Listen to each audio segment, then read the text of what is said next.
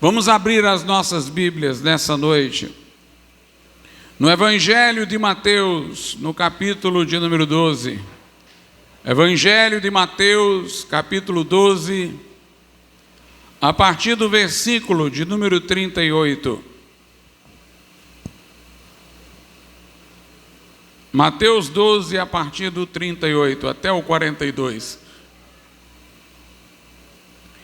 Então alguns dos escribas e dos fariseus responderam dizendo: Mestre, quiséramos ver da tua parte algum sinal. Mas ele lhes respondeu e disse: Uma geração má e adúltera pede um sinal, porém não se lhe dará sinal, senão o sinal do profeta Jonas. Pois como Jonas esteve 3 dias e 3 noites no ventre da baleia ou do grande peixe, assim estará o Filho do Homem 3 dias e 3 noites no coração da terra. Os ninivitas ressurgirão no juízo com essa geração e a condenarão, porque se arrependeram com a pregação de Jonas. E eis que está aqui quem é maior do que Jonas. A rainha do sul se levantará no juízo com esta geração e a condenará, porque veio dos confins da terra para ouvir a sabedoria de Salomão.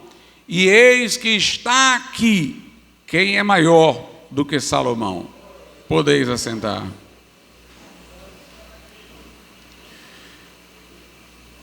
Meus amados irmãos, os protestantes, particularmente protestantes da Reforma do século XVI, eles gostavam de desenvolver obras de teologia dogmática por desses 2 caminhos que eu vou mencionar.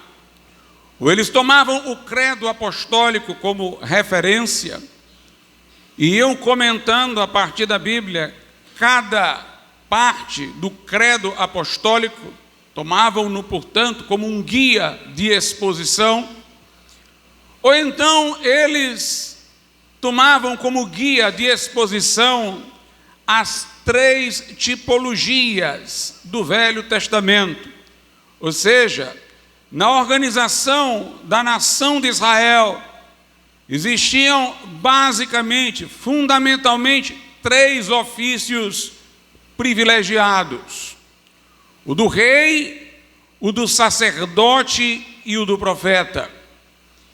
Essas posições eram ocupadas por pessoas diferentes.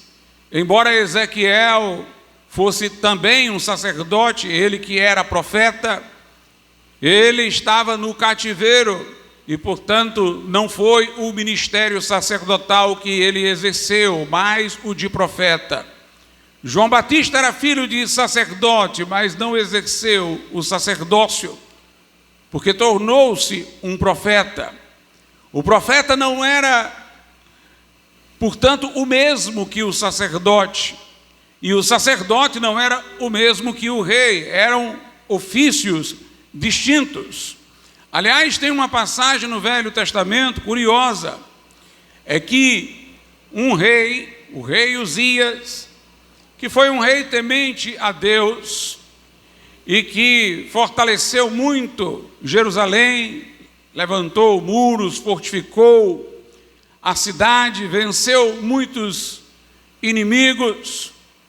Ele ficou tão eufórico com as suas conquistas e como Deus o aprovava enquanto rei, que ele achou que poderia acumular com o ofício monárquico o ofício de sacerdote e quis ir ao templo para queimar incenso a Deus, algo que era para o sacerdote fazer.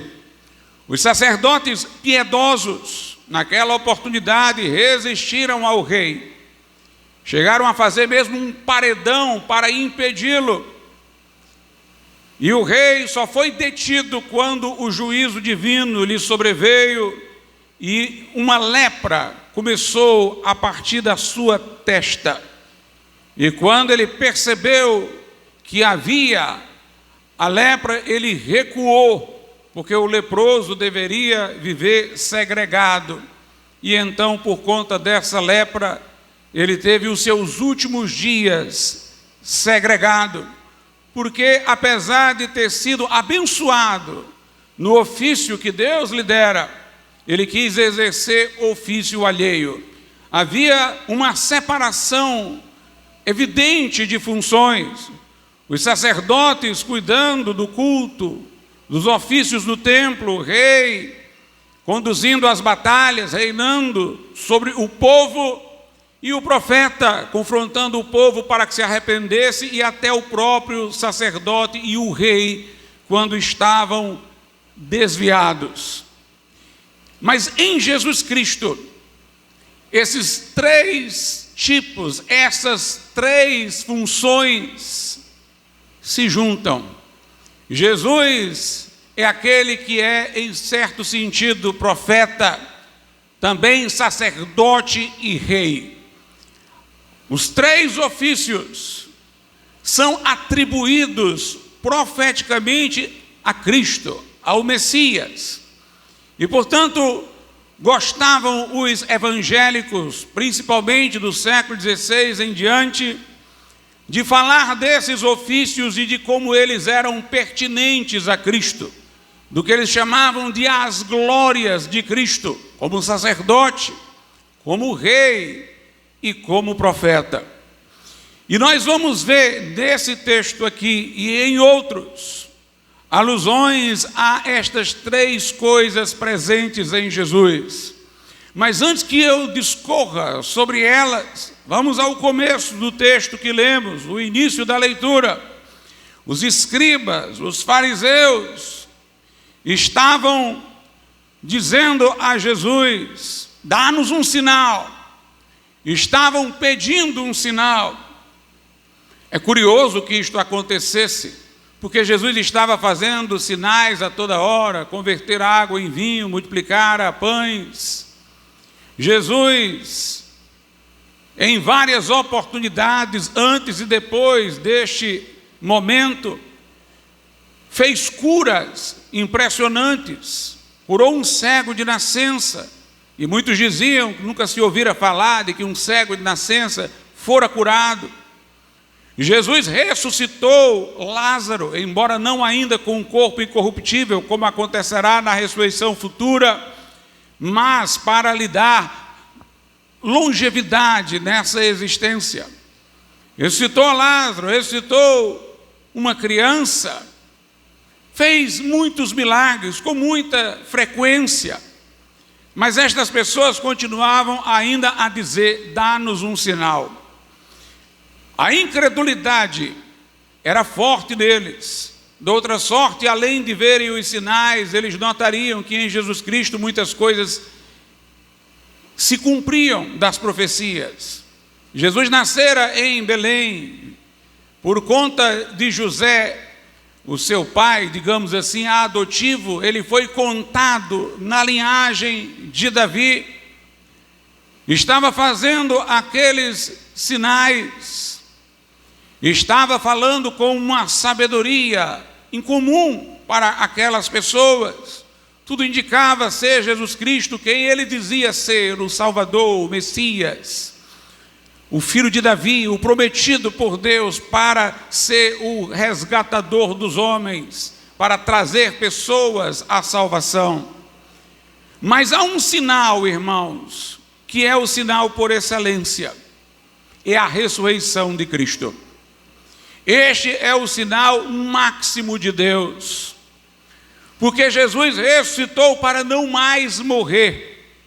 Sua ressurreição não foi como a de Lázaro, que pôde viver ainda um tempo de novo entre nós e depois tornou a morte.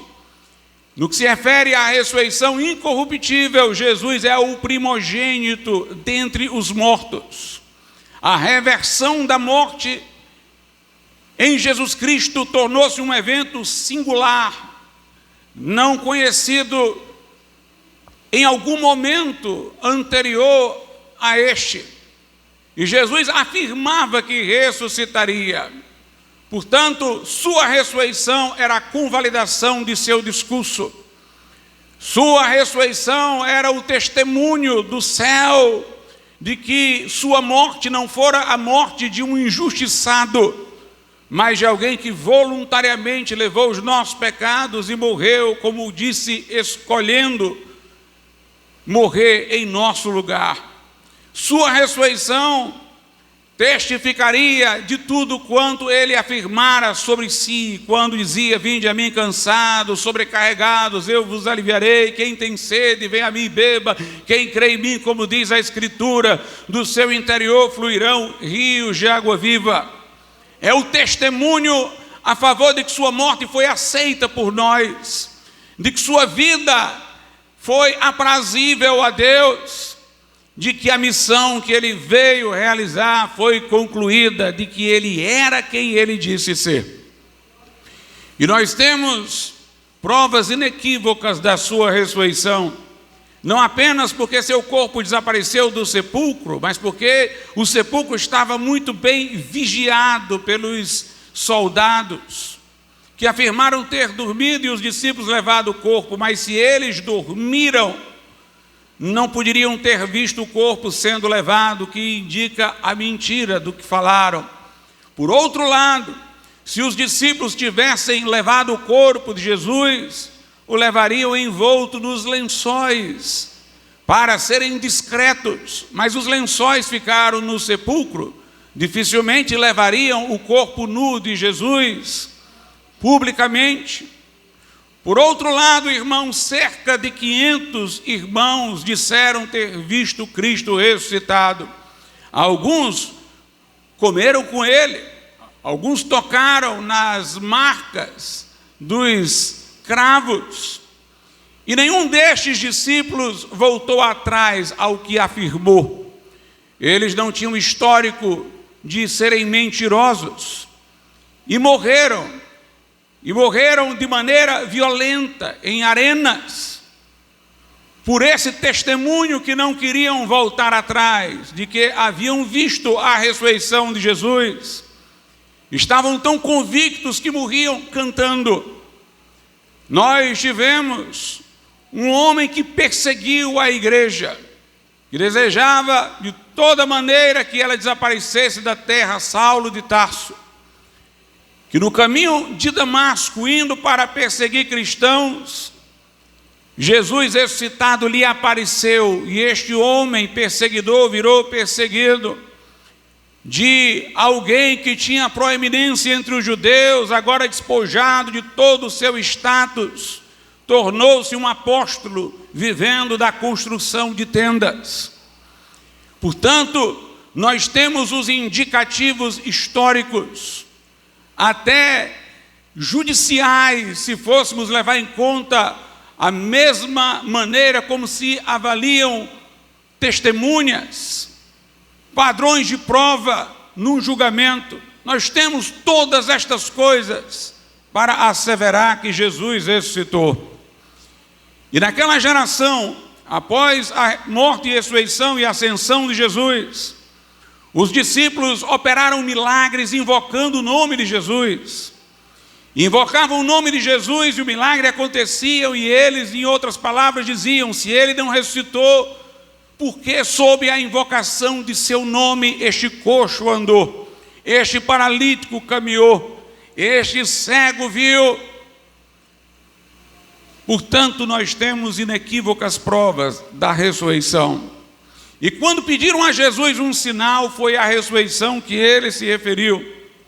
Verso de número 39. Mas ele lhes respondeu e disse: uma geração má e adúltera pede um sinal, porém não se lhe dará sinal, senão o sinal do profeta Jonas.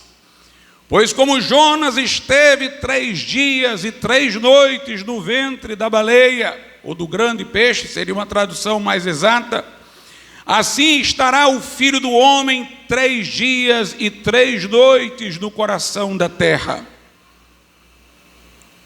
Ele não complementou a frase, mas Jonas, depois de ter estado no ventre do grande peixe, foi cuspido fora. E Jesus, depois de ter passado 3 dias, 3 noites no coração da terra, ele ressuscitou dentre os mortos. Nós cremos no Cristo vivo. Se Jesus não ressuscitou, diz Paulo em 1 Coríntios 15, vã é a vossa fé, e ainda estáis nos vossos pecados. Em Romanos 10, diz o apóstolo Paulo, se com a tua boca confessares a Jesus Cristo como Senhor, e em teu coração creres que Deus o ressuscitou dentre os mortos, serás salvo. O Cristo a que recorremos está à destra de Deus, é o nosso intercessor, advogado e mediador. Oramos ao Pai em seu nome, e Ele enviou o Espírito Santo como Consolador, por meio do qual está agindo sobre a terra.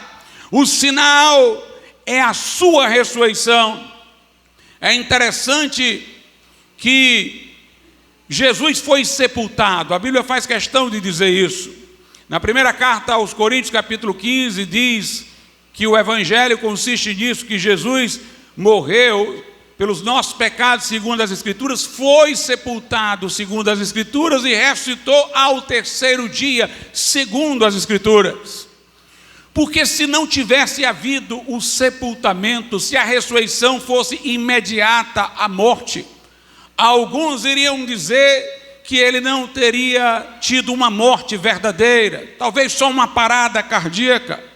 Mas o corpo de Jesus ficou 3 dias no sepulcro, para assinalar que sua morte foi uma morte real. Mas ao 3º dia, ele ressuscitou dentre os mortos. As mulheres que foram ao sepulcro ouviram os anjos dizerem: por que procurais entre os mortos aquele que vive? Ele não está aqui, mas ressuscitou. No verso 41, porém, segue o relato do que Jesus falou. Os ninivitas, os de Nínive, ressurgirão no juízo com essa geração e a condenarão, porque se arrependeram com a pregação de Jonas. E eis que está aqui quem é maior do que Jonas. Jonas, apesar de ter sido um profeta teimoso e relutante, ele foi muito abençoado na sua missão. Poucos profetas, talvez nenhum profeta do Velho Testamento tenha tido um êxito tão grande quanto o do profeta Jonas, porque ele pregou para uma cidade tão pecaminosa que ele próprio já desejava que ela nem se arrependesse, para que sofresse o juízo por tantos males que havia cometido. Pregou ali indisposto, mas pregou por obediência a Deus com relutância, mas a cidade se converteu. E Jesus está dizendo para aquela geração daquele tempo, que ele chama de geração má e adúltera, ele está dizendo: olha, os ninivitas, aqueles que se converteram pela pregação de Jonas, eles ressuscitarão como vocês também, e eles vão acusar vocês naquele dia, porque eles ouviram a pregação de um homem relutante em obedecer a ordem para pregar aos ninivitas, mas eles obedeceram, eles ouviram, eles se arrependeram. E vocês não estão se arrependendo, ouvindo a pregação de alguém que está aqui. É o elemento tenso do discurso: está aqui e é maior do que Jonas. Eis que está aqui quem é maior do que Jonas. Jonas era um profeta, irmãos. Então Jesus é aquele que é profeta, mas é muito mais do que um profeta. Nós temos aqui a primeira tipologia. Jesus não é um profeta, Jesus é o profeta. Moisés disse: de dentre vós Deus suscitará um profeta como eu. Jesus é o profeta por excelência, o porta-voz de Deus, o enviado de Deus. Mas ele é muito mais do que um profeta. Sabe por quê, irmãos? Porque um profeta é um porta-voz. Um profeta fala a palavra que Deus o envia para falar. Mas Jesus não é um mero porta-voz da palavra, ele é a palavra de Deus. Lá em João 1:1 diz: no princípio era o Verbo, e o Verbo estava com Deus, e o Verbo era Deus. E no verso 14 diz: e o Verbo se fez carne e habitou entre nós. Muito mais do que um profeta levando uma mensagem, Jesus era a mensagem que se encarnou, era o Verbo que se fez carne e habitou entre nós. É a expressão de Deus, Deus se comunica através de Jesus. Jesus assumiu a humanidade, mas é anterior a ela. Jesus não faz parte da nossa história, exceto por ter entrado nela. Sua origem não está na nossa história, sua origem está na eternidade. No princípio, antes de tudo e de todos, ele era o Verbo que estava com Deus, e o Verbo era Deus. Tudo foi feito por intermédio dele, e sem ele, nada do que foi feito se fez. Ele é aquele que sustenta todas as coisas pela palavra do seu poder. E este Verbo eterno, um com o Pai, Deus de Deus, luz de luz, esse Verbo eterno que está na eternidade entrou no tempo, que é antes da nossa história, entrou dentro da nossa história. O Verbo se fez carne e habitou entre nós.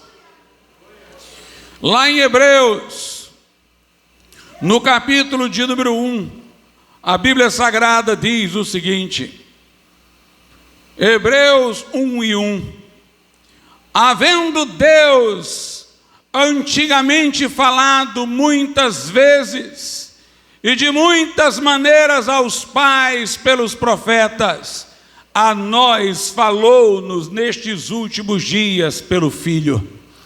Jesus é a máxima revelação de Deus. Jesus é o ponto culminante da revelação de Deus, porque Deus enviou antes porta-vozes, mas Jesus foi a própria palavra enviada. Antigamente Deus falou muitas vezes, de várias maneiras, aos nossos ancestrais, diz aqui a carta, pelos profetas. Mas agora falou-nos nestes últimos dias em Jesus, falou pela própria palavra, falou pelo próprio Verbo. Os discípulos de Jesus entenderam isso, por isso que quando uma vez Jesus viu uma multidão abandoná-lo depois de um duro discurso, falou também aos discípulos: quereis vós ir também? Mas os discípulos disseram: para que iremos nós, Senhor? Somente tu tens as palavras da vida eterna. Jesus disse: minhas palavras são espírito e são vida. Deus enviou a sua própria palavra. Por isso que o Novo Testamento, irmãos, encerra o cânon da Escritura. Deus falou antes pelos profetas, mas nestes últimos dias falou de maneira culminante.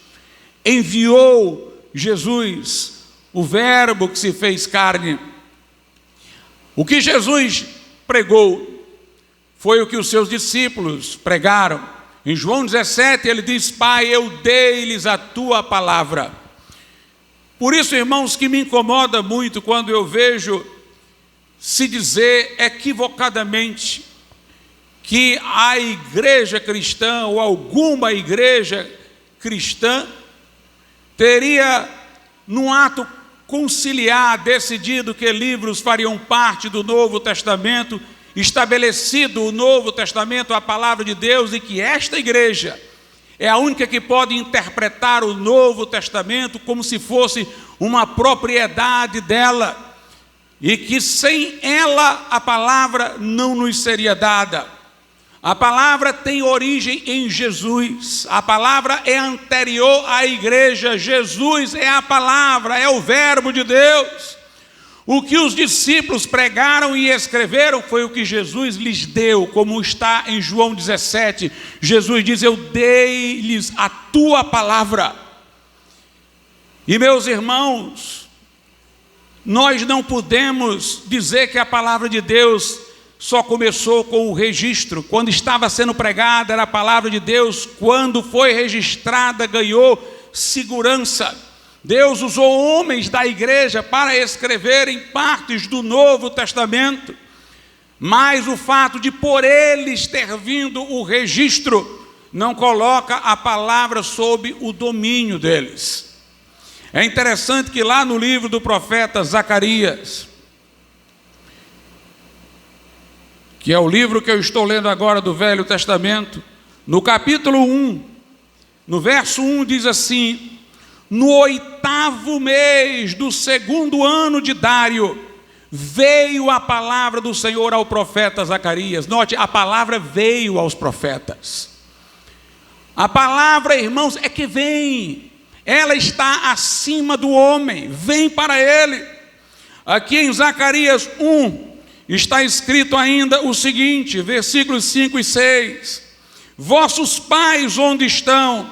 E os profetas, viverão eles para sempre? Contudo, as minhas palavras e os meus estatutos que eu ordenei aos profetas, meus servos, não alcançaram a vossos pais? E eles voltaram e disseram: assim como o Senhor dos Exércitos fez tensão de nos tratar, segundo os nossos caminhos, segundo as nossas obras, assim Ele nos tratou. O que é que Deus está dizendo? Deus está dizendo: olha, os profetas falaram aos ancestrais de vocês, aos pais de vocês, que viria juízo. E o juízo está aí. E aí Zacarias diz: mas esses profetas viveram para sempre? Viveram não. Mas a palavra que eles pronunciaram está se cumprindo para além deles. Porque a palavra é maior do que eles, é isso que ele está dizendo. Os profetas proclamaram coisas e morreram, e estas coisas se cumprem depois da morte deles. Eles vivem para sempre? Vivem não, mas está aí a palavra se cumprindo. A palavra é maior do que o mensageiro, o profeta, maior do que quem a possa ter reconhecido como palavra de Deus. Ela é divina. Por isso que Paulo disse: ainda que eu mesmo, ou um anjo do céu, vos anuncie outro evangelho, além do que já recebeste, seja anátema, quer dizer amaldiçoado. Note, Paulo diz: ainda que eu mesmo anuncie outro evangelho, que eu seja amaldiçoado. Se vier um anjo e anunciar outro, que seja amaldiçoado, porque o evangelho é maior do que Paulo. A igreja de Corinto era uma igreja que arrogantemente se julgou proprietária da palavra de Deus. Veja o que Paulo diz à igreja de Corinto, na primeira carta aos Coríntios, capítulo 14, versículo 36. Paulo diz: porventura saiu dentre vós a palavra de Deus? Ou veio ela somente para vós?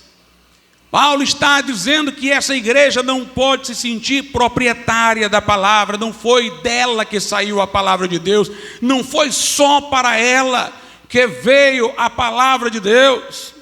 A Escritura, portanto, está acima da igreja. A palavra de Deus é que deve reger a igreja é que deve ser moldada pela Escritura, e não a Escritura manipulada por qualquer corpo eclesiástico. Esta palavra, irmãos, neotestamentária, ela é palavra de Deus porque revela Cristo.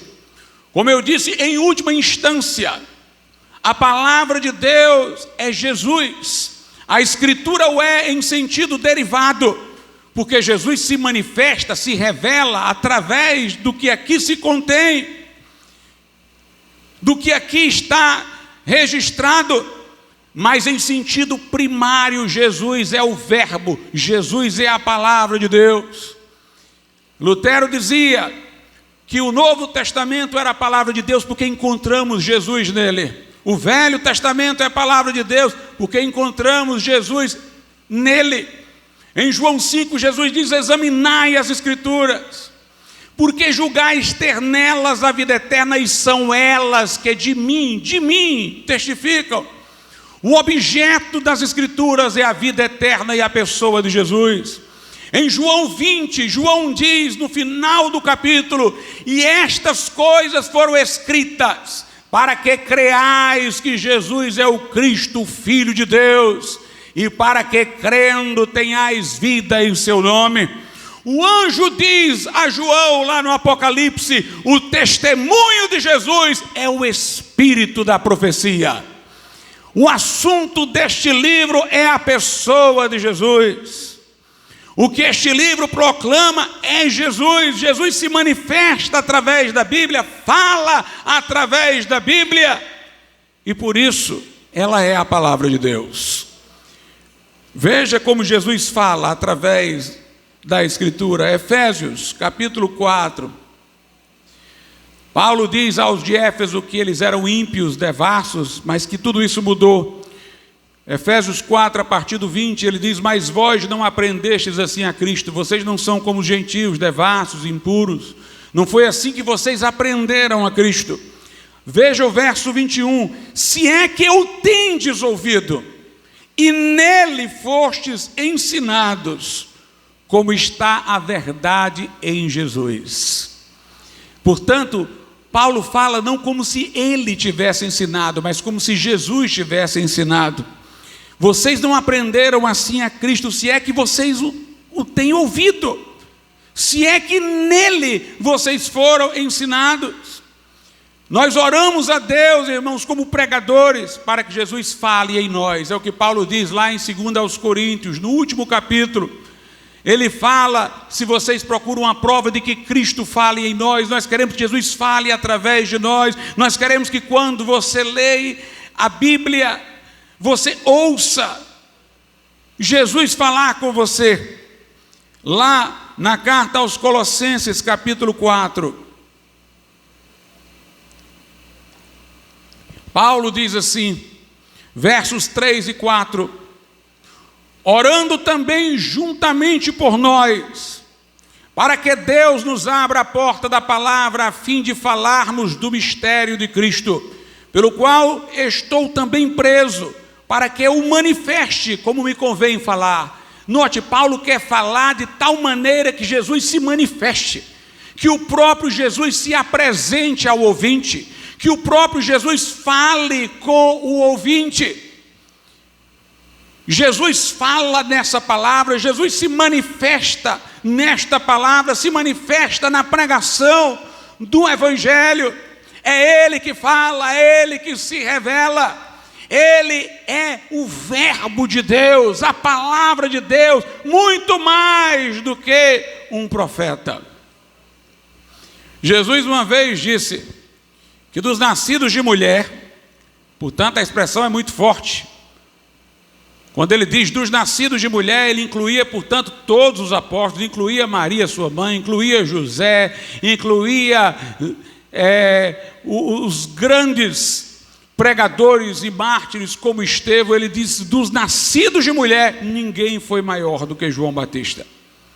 Ninguém foi um homem tão santo e piedoso como João Batista. Mas João Batista, referindo-se a Cristo, disse: vem aí aquele que era antes de mim. Eu não sou digno de desatar a correia das suas alparcas. Eu vos batizo com água, mas ele é mais poderoso do que eu. Ele batiza no Espírito Santo e em fogo. Quando Jesus foi para ser batizado por João Batista, João Batista sabia que era um pecador, por mais santo que fosse. O batismo dele era de arrependimento. Ele olhou para Jesus e disse: eu é que preciso ser batizado por ti, eu é que tenho do que me arrepender. E tu vens a mim. Mas Jesus disse: importa que cumpra toda a justiça. E João Batista, apontando para Jesus, disse: eis o Cordeiro de Deus, que tira o pecado do mundo. Os discípulos de João Batista, ouvindo isso, deixaram João Batista e passaram a seguir Jesus. Os judeus, religiosos, fariseus, tentaram levar João Batista ao ciúme e disseram: olha, este que apareceu agora está levando todos os seus discípulos. João Batista disse: importa que ele cresça e que eu diminua. Ele é maior do que João Batista, ele é maior do que Jonas. Jesus disse: os ninivitas ouviram Jonas e se converteram, mas está aqui quem é maior do que Jonas, maior do que um profeta, o próprio Verbo de Deus encarnado que esteve entre nós. E vamos seguir o texto para o que temos ainda lá. Mateus capítulo de número 12, versículo 42. A rainha do sul se levantará no juízo com esta geração, que foi a rainha de Sabá, e a condenará, porque veio dos confins da terra para ouvir a sabedoria de Salomão, e eis que está aqui quem é maior do que Salomão. Meus irmãos, eu quero que os irmãos pensem na tensão desse discurso quando ele diz: está aqui. Ele não fala na abstração, ele fala no concreto: está aqui quem é maior. Para aqueles ouvintes que estavam desafiando, ele diz: está aqui diante de vocês quem é maior do que Salomão. Salomão, filho de Davi, foi rei em Israel, construiu o famoso templo. Teve uma sabedoria que a Bíblia diz que antes dele nenhum teve. Salomão teve riquezas e glória. A rainha do sul, como aqui chamada, veio de longe para ver a glória de Salomão. E quando ela viu, ela disse: não me contaram a metade do que eu estou vendo. E Jesus está dizendo: olha, essa rainha do sul fez uma longa viagem, empreendeu recursos para ver de primeira mão a glória de Salomão. Vejam como vocês são culpados, porque vocês não querem saber de mim. É o que Jesus está dizendo em outras palavras: porque está aqui quem é maior do que Salomão. Salomão, irmãos, foi um rei como Jonas foi um profeta, cheio de problemas. Desviou-se, se arrependeu no final, teve o livro de Eclesiastes para falar de seu retorno. Foi um homem falho, como todos os homens são, e ele de uma maneira talvez até um pouco mais trágica. Mas a glória dele como rei foi incomparável. Porque Deus operou através de um Jonas relutante? Porque Deus fez a glória de Salomão incomparável, sendo estes homens falhos? Porque, meus irmãos, não é pelo nosso mérito que Deus age, é pelo seu desígnio e propósito. Deus enviou Jonas não porque Jonas merecia, mas porque os ninivitas precisavam. Deus deu um governo sem guerras a Salomão, não porque ele merecia, mas para que o templo pudesse ser construído e não destruído em seguida. Salomão foi rei, mas Jesus está dizendo: eis aqui quem é maior do que este rei glorioso. Jesus é o supremo rei. Ele é profeta, mas ele também é rei. Assim como ele não é profeta como os outros profetas, ele é muito mais. Os outros profetas eram porta-vozes da palavra. Jesus era a palavra encarnada. Também ele não é rei nivelado aos outros. Ele é rei dos reis e senhor dos senhores. Sua autoridade não está circunscrita a uma região geográfica como um rei terreno, nem mesmo está circunscrita à terra. Ele disse: todo poder me foi dado nos céus e na terra. O céu é o seu trono e a terra é onde ele coloca os seus pés. Jesus é rei no sentido máximo, irmãos. Diante do rei havia certas solenidades cívicas de respeito. As pessoas manifestavam algum tipo de reverência diante de reis, mas nunca poderia chegar à adoração. Davi foi quem mais entendeu disso. Davi, numa certa ocasião, disse que estava com sede, e um de seus valentes, ouvindo aquilo, entrou no arraial do exército inimigo e saiu com a espada desembainhada, lutando contra todos aqueles inimigos, até trazer água para Davi. E quando a água chegou a Davi, Davi disse: não, é como quem diz, eu suspirei por água, mas não precisava desse esforço todo, não, esse esforço não é para mim. Nenhum homem é digno de tanta devoção, que alguém ponha em risco sua vida só para trazer a ele um copo d'água. E Davi derramou aquela água no chão e ofereceu ao Senhor. Porque nós podemos ter certo respeito cívico para com reis, mas adoração só a Jesus, o Rei dos reis e o Senhor dos senhores. Aleluia, Ele é digno de adoração, porque Ele é Deus. Em várias partes dos evangelhos, a Bíblia fala que os seus discípulos o adoraram. João caiu prostrado aos seus pés, lá no livro do Apocalipse, porque nele habita corporalmente toda a plenitude da divindade.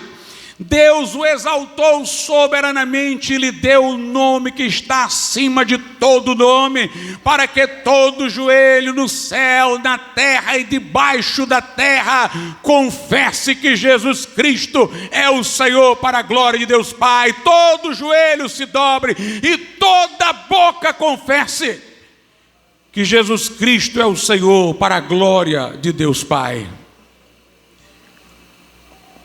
Nós não podemos ser salvos se Jesus não reinar sobre a nossa vida.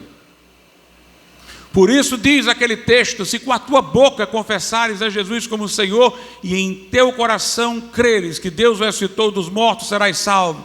Ninguém pode ter Jesus como Salvador sem tê-lo como Senhor, sem ser um súdito de seu reino, sem estar debaixo do seu governo, sem render a Cristo a sua vida.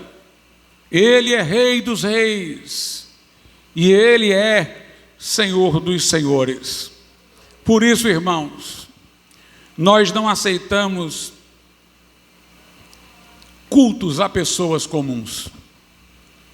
Os judeus não invocavam em suas orações nem Abraão nem Moisés, não lhe faziam imagens, não se curvavam diante deles ou de representação deles. Jesus, entretanto, sabia como eles admiravam Moisés e Abraão, e Jesus fez questão de colocar-se numa posição superior. Quase os judeus apedrejaram Jesus, porque Jesus se comparou a Abraão, mostrando sua superioridade em João 8, quando disse: antes que Abraão existisse, eu sou. Abraão viu o meu dia e se alegrou. Como sabia que eles tinham tanta estima por Moisés, no Evangelho de João, lá no capítulo 5, Jesus disse: se vocês crescem em Moisés, creriam em mim, porque Moisés falava de mim. Ele era um profeta para falar da minha pessoa. Jesus está acima de Moisés, acima de Abraão, acima de todos. É curioso, irmãos, que no próprio correr do texto, onde Jesus diz que é maior do que Jonas, onde Jesus diz que é maior do que Salomão, nós temos um pouquinho mais adiante o que eu vou ler a partir do verso 46. E falando ele ainda à multidão, eis que estavam fora sua mãe e seus irmãos, pretendendo falar-lhe. E disse-lhe alguém: eis que estão ali fora tua mãe e teus irmãos, que querem falar-te. Ele, porém, respondendo, disse ao que falara: quem é minha mãe? E quem são meus irmãos? E estendendo a sua mão para os seus discípulos, disse: eis aqui minha mãe e meus irmãos. Porque qualquer que fizer a vontade de meu Pai que está nos céus, este é meu irmão e irmã e mãe. Quando disseram que estavam lá fora sua mãe e seus irmãos, exatamente para que ninguém pudesse elevá-los em razão do laço familiar com Jesus, Jesus já mostrou que o foco não deveria ser nem sua mãe, nem seus irmãos, mas ele disse: quem é minha mãe? Quem são meus irmãos? E nivelou-nos todos como discípulos. Ele disse: estão aqui minha mãe e meus irmãos, apontando para os seus discípulos: todo aquele que faz a vontade de meu Pai é minha mãe, são meus irmãos. Alguns acreditam que esses irmãos aqui de Jesus seriam seus primos, mas por diversas razões é difícil acreditar nisso, principalmente porque sempre esses irmãos de Jesus estão acompanhando Maria. Se fossem os seus primos, deveriam estar acompanhando sua tia. Mas quando Jesus, aos 12 anos, ficou lá em Jerusalém, a Bíblia diz que estavam sua mãe, José, seus irmãos, sentiram a falta de Jesus. Sempre os irmãos de Jesus acompanhando Maria. Lá em João 2, irmãos, só para aproveitar, nós vamos ainda para algumas passagens sobre Paulo quanto a isso. Mas lá em João capítulo 2, tem um texto muito mal interpretado, que nós devemos dar a correta interpretação a ele, das bodas de Caná. Jesus foi para uma festa de casamento, e diz aí em João 2, verso de número 3, e faltando vinho, a mãe de Jesus lhe disse: não tem vinho. Maria era uma pessoa extremamente sensível, ela se sentiu envolvida no constrangimento do casal, e falou para Jesus: não tem vinho. Se ela tivesse pedido a Jesus, não significaria que no céu se possa pedir, porque só Jesus sabe do que acontece na terra por sua onisciência, e portanto os que estão já no céu, sendo crentes, estão no gozo eterno e não preocupados com a nossa condição terrena. Mas sejamos, irmãos, claros no texto. Maria não fez nenhum pedido. Maria deu uma informação. Ela não disse: transforma água em vinho. Ela não disse: faz aparecer mais uma jarra de vinho. Ela disse: não tem vinho para Jesus. Ela informou. Disse-lhe Jesus: mulher, que tenho eu contigo, ainda não é chegada a minha hora. Jesus mostrou que não deveria estar ocupado com o constrangimento dos noivos, ou com a situação particular de constrangimento de Maria por eles, porque ele estava fazendo a vontade de Deus e não atendendo necessidades circunstanciais. No seu livro A Verdadeira Religião, Agostinho de Hipona, Santo Agostinho, diz que nesse momento Jesus não ouviu Maria. Ele diz: Jesus aqui estava agindo no seu ministério, e por isso ele disse: mulher, que tenho eu contigo. Ela não tinha parte no ministério exclusivo dele.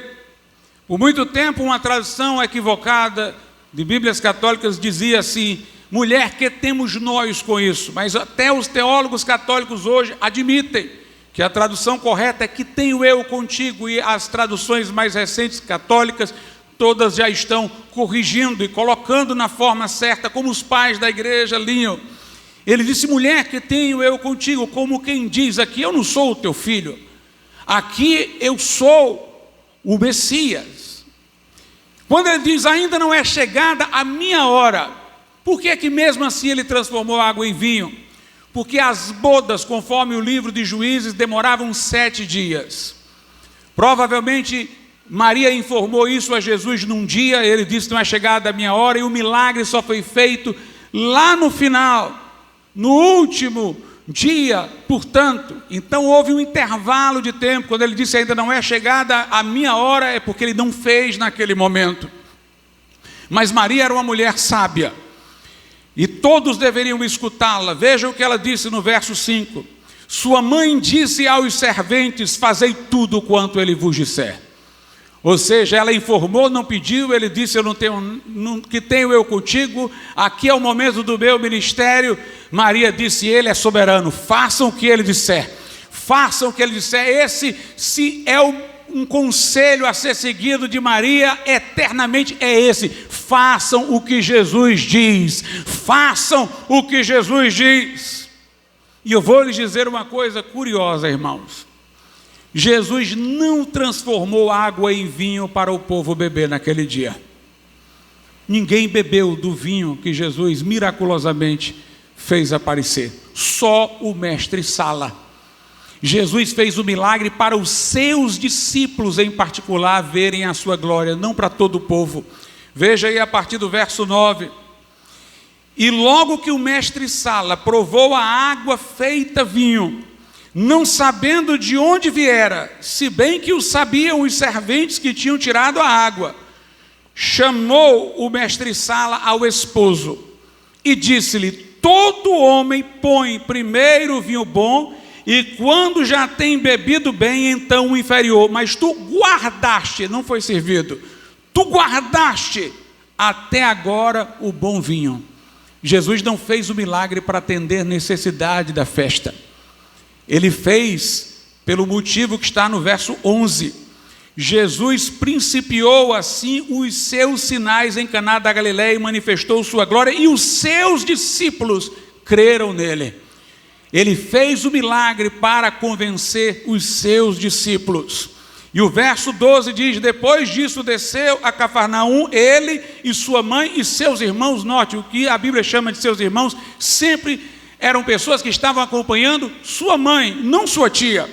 Depois disto desceu a Cafarnaum, ele e sua mãe e seus irmãos e seus discípulos. Seus irmãos não eram os seus discípulos, e ficaram ali não muitos dias. Jesus, irmãos, não divide sua glória com ninguém. O apóstolo Paulo diz: em nada fui inferior aos mais excelentes apóstolos. Antes eu trabalhei mais do que todos eles. Quem mais escreveu livros do Novo Testamento foi o apóstolo Paulo. O principal personagem do livro de Atos foi o apóstolo Paulo.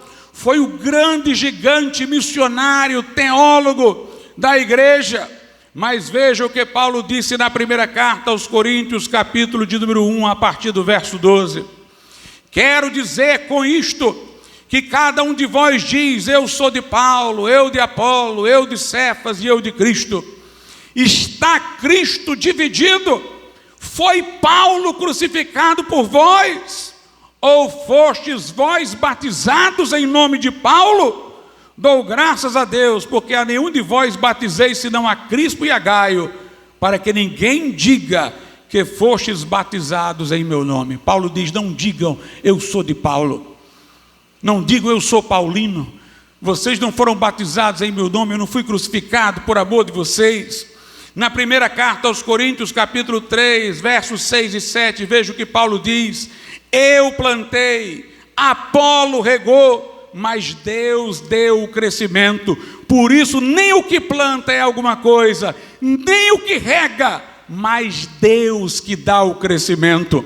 No verso 11 ele diz: porque ninguém pode pôr outro fundamento além do que já está posto, o qual é Jesus Cristo.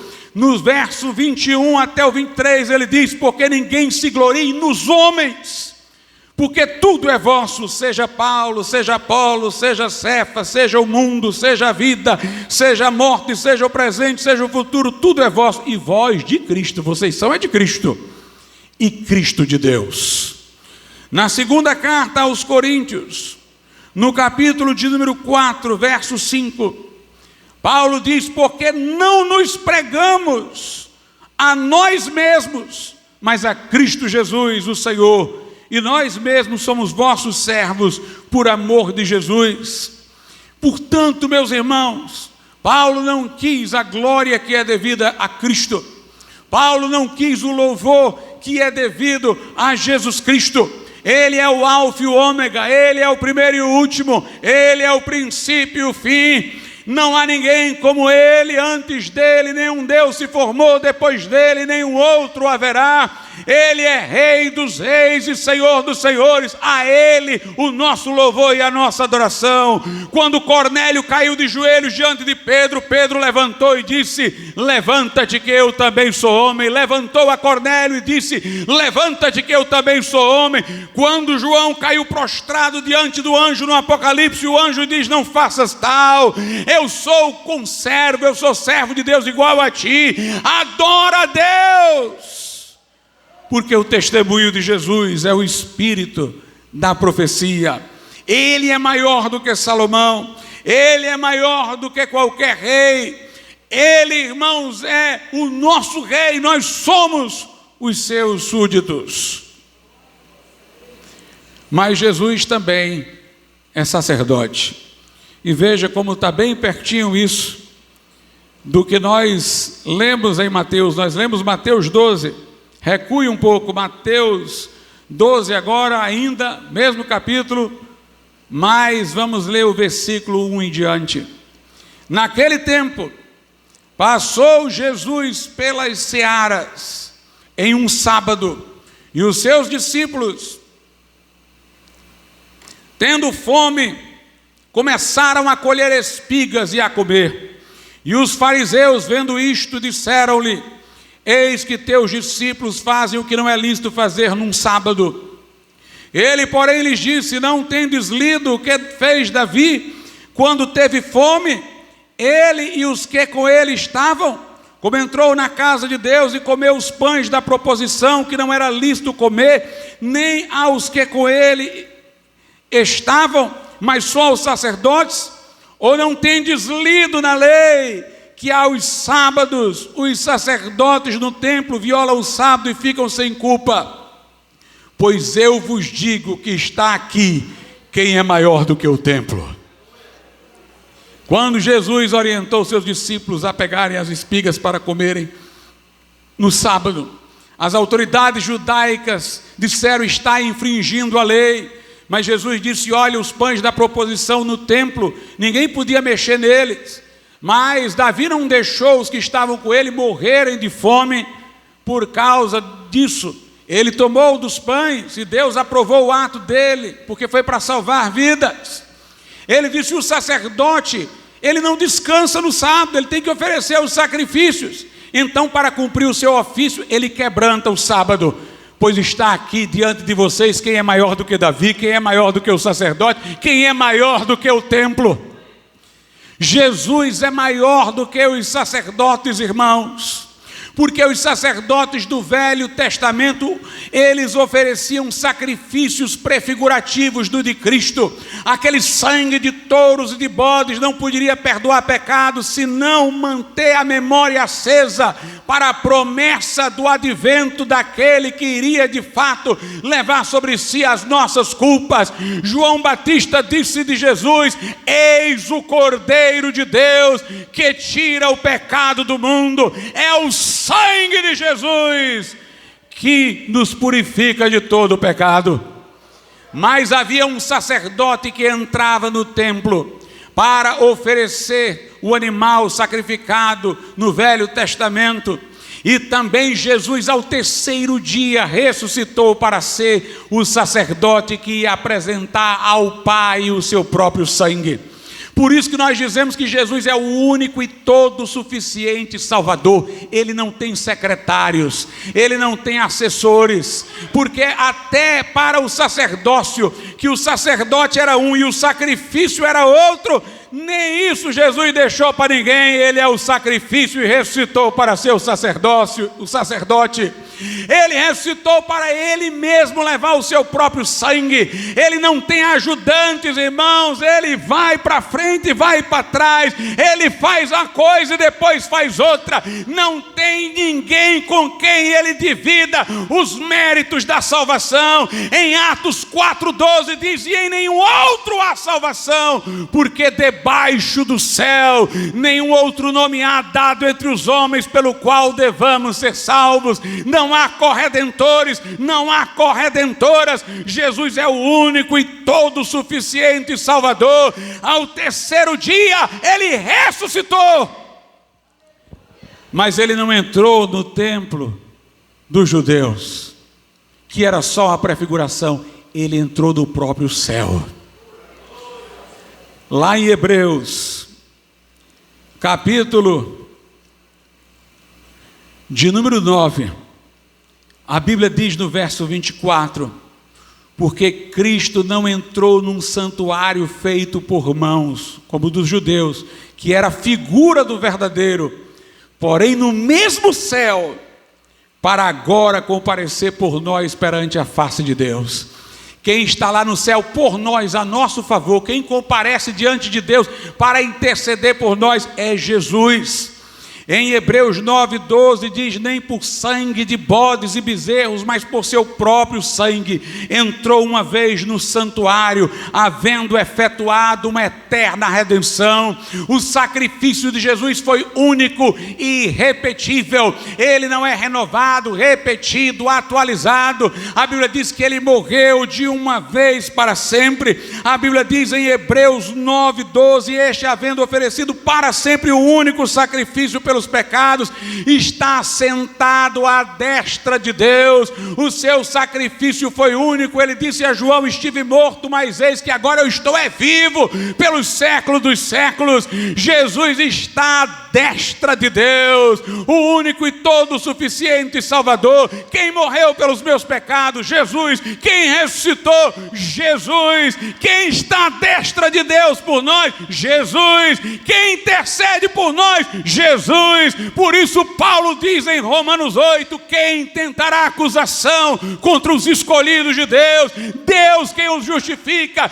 Quem os condenará? Pois foi Cristo quem morreu, ou antes foi Ele quem ressuscitou, o qual está à direita de Deus e também intercede por nós. Essa é a nossa segurança. Ele é o Verbo encarnado, Ele é o Rei dos Reis, é o Senhor da vida do crente, e Ele é o sacrifício, Ele é o sacerdote. Ele entrou no próprio céu. Ele é maior do que o templo, Ele é maior do que a religião, é maior do que a instituição. Nós não aceitamos, irmãos, que um sacerdote tenha poder para perdoar pecados, fazer o corpo de Cristo entrar num pedaço de pão. Nós não acreditamos que uma igreja possa ser depositária da salvação e que diga que fora dessa instituição não há salvação. Jesus não está enclausurado num templo, Jesus não está enclausurado numa instituição.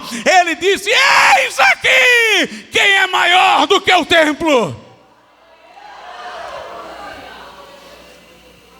Ele convidou-nos a ir a Ele. Vinde a mim, os cansados e sobrecarregados, e eu vos aliviarei. Quem crê em mim, como diz a Escritura, Ele é o profeta, Ele é o sacerdote, Ele é o rei. Jesus aqui disse uma coisa interessante. Depois de ter dito que Ele é maior do que o templo, Ele é maior do que a religião, Ele é maior do que tudo, Ele disse em Mateus 12:8: porque o Filho do Homem até do sábado é Senhor. Queriam empacotá-lo dentro do mandamento do sábado, mas Ele disse: o Filho do Homem é maior do que o sábado. Aleluia. Ele é Senhor até do sábado, quer dizer, Ele é Senhor da segunda, da terça, da quarta, da quinta, da sexta, do domingo e até do sábado. Ele é Senhor. Eis aqui quem é maior do que o templo. Eis aqui quem é maior do que Jonas. Eis aqui quem é maior do que Salomão. Eis aqui quem é maior do que Maria. Eis aqui quem é maior do que Paulo. Eis aqui quem é maior do que Pedro. Eis aqui quem é maior do que eu, quem é maior do que você. Nós temos que erguer a Ele os olhos. Ele é a fonte da salvação. Ele é a fonte da vida. Ele disse: quem de mim se alimenta, por mim viverá. Venha Jesus nessa noite, entrega a tua vida a Ele, deixa Ele ser o teu rei, o teu sumo sacerdote.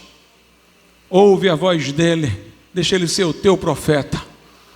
Receba-o nessa noite, arrependida de seus pecados, e você vai ter salvação e vida eterna por meio do Evangelho. Vamos ficar de pé.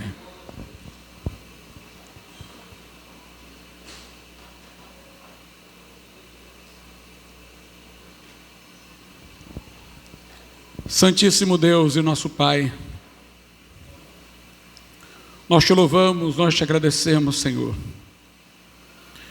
porque temos a palavra, oh Deus, onde Jesus brilha, onde Jesus fala, onde Jesus se revela. Que pessoas aqui, Pai, reconheçam os seus pecados, mas não apenas façam isso. Reconheçam, meu Deus, que só em Jesus Cristo há perdão, a salvação, a vida, a transformação. Que venham a Ele para confiar a Ele suas vidas, para invocá-lo por Salvador. Faz esta obra neste momento, eu te peço, em nome de Jesus Cristo. Se houver alguém aqui nessa noite que diz: pastor, não tenho certeza da minha salvação, mas eu entendi a palavra, eu entendi que Jesus tem tudo o que eu preciso. Eu quero entregar meu coração a Ele, eu quero aceitá-lo como único e todo suficiente Salvador. Levante a sua mão. Se você quer tomar esta decisão hoje, faça como eu estou fazendo aqui, levante sua mão e nós vamos orar por você. Se você está desviado, quer se reconciliar com o Senhor, afastada, quer se reconciliar com Deus, você também pode levantar a sua mão. Nós vamos orar igualmente pela tua vida. Entrega teu caminho ao Senhor, confia nele, o mais Ele fará. Se houver alguém, não perca essa grande oportunidade. Podeis assentar, irmão.